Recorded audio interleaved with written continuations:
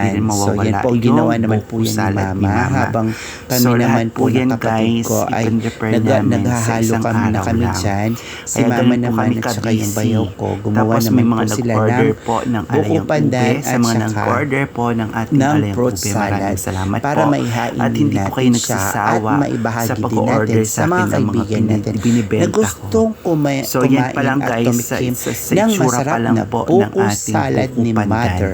Mapapawaw ayan ka na po. sa sarap. Kasama din Kasama pa dyan dyan yung ang fruit ating salad na nilalagyan linagyan din ng yan condensed sa mga milk. mamamasko sa So, amin. ang ginagamit yan na, po namin upload na po gatas kasi is ako sa sobrang yung gold busy. label. Kaya po, So, hindi po ko na kami po gumagamit i-vlog. ng kulay So, lalagay blue. po natin Basta dyan, lagi of namin course, yung ginagamit is Alaska. yung gold Baka label naman, po.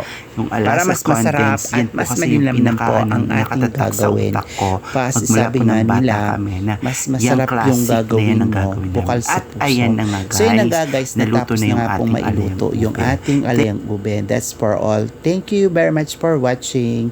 Bye!